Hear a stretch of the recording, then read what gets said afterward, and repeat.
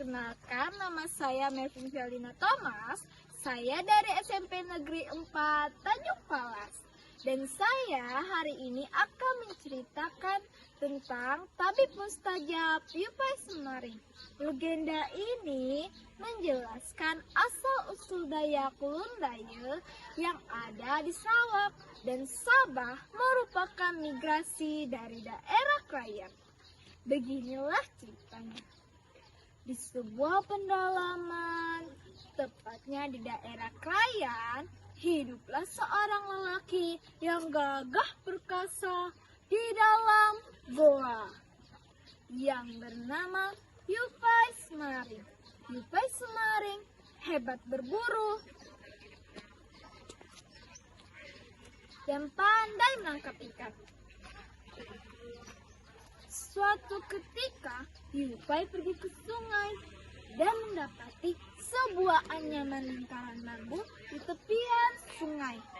Anyaman itu untuk membuat bubuh, alat tradisional orang Dayak untuk menangkap ikan. Hari yang cerah, Yupai pergi berburu ke hutan dan melihat seekor ular yang sangat besar yang sedang menyantapi ikan-ikannya. Karena jengkel dan marah, Yupai pun ingin membunuh ular tersebut. Hai ular, rupanya kamu yang memakan ikan-ikan di dalam bubuku ini. Pantas saja aku tidak pernah mendapatkan ikan-ikanku. Awas kamu ular, akan kubunuh kamu. Sebelum dibunuh, ular pun mengatakan sesuatu kepada Yupai.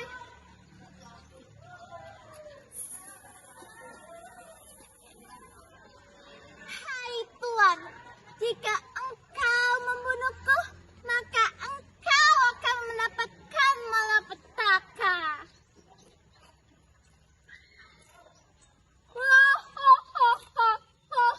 Aku tidak percaya dengan ucapanmu, wahai ular. Rasakan ini ular, binasalah kamu.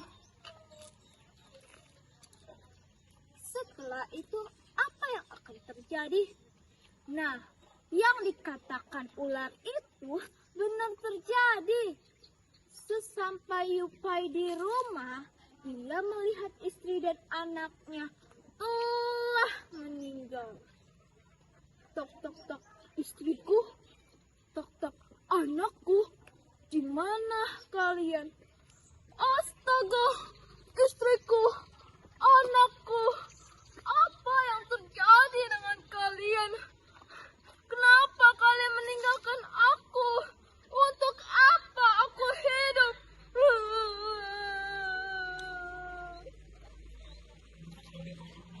Kenyataan ini selalu membuat Yupai larut dalam kesedihannya. Ia pun berjalan, tidak tentu arah.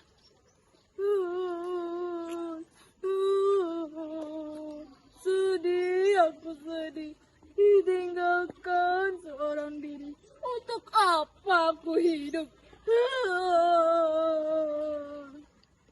Tanpa sadar, Yupai pun akhirnya sampai di Gunung Lombawan yang sekarang menjadi tempat wisata untuk menikmati pemandangan sunrise.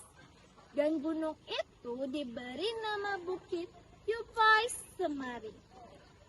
Di sanalah Yupai bertemu seorang kakek yang mengajarinya ilmu bela diri dan mengobati orang sakit. Setelah memperoleh cukup ilmu, Yupai pergi ke daerah kerajaan Brunei dan menetap di sana. Yupai dikenal sebagai tabib yang suka menolong orang dan mengobati orang sakit. Suatu hari, putri kerajaan Brunei sedang sakit parah. Raja pun meminta pengawalnya untuk mencarikan seorang tabib yang bisa menyembuhkan penyakit putrinya. Wahai pengawalku, carikanlah hamba seorang tabib yang bisa menyembuhkan penyakit putriku. Hadiahnya, ia akan menikah dengan sang putriku. Pengumuman. Siapa yang bisa menyembuhkan penyakit sang putri, maka ia akan menikah dengan sang putri raja. Yupen mendengar kabar hal tersebut. Ia pun bergegas-gegas pergi ke daerah kerajaan Brunei untuk mengobati penyakit sang putri raja. Maaf Baginda Raja, izinkan hamba untuk mengobati penyakit sang putri.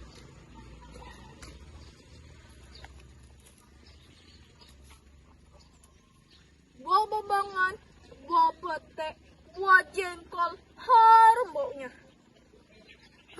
Harum bau. Bus abrakadabra, sembuhlah penyakit sang putri raja. Bus sembuh. Tak berapa lama kemudian, putri pun akhirnya kembali sembuh, kembali sehat, dan kembali cantik lagi. Ayahanda, putriku, akhirnya engkau telah sembuh, kembali sehat, dan kembali cantik lagi. Tapi apa Ayahanda? Sesuai janji Ayahanda akan menikahkan sang putri dengan tabib yang telah menyembuhkan penyakit Ananda.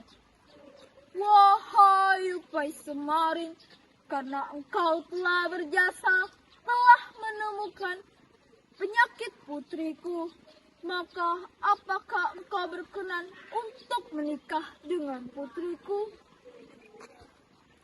Benarkah itu Raja? Tentu saja hamba mau menikah dengan sang putri raja. Dan mereka pun dinikahkan oleh Raja Kerajaan Brunei, dan mereka pun hidup sangat bahagia.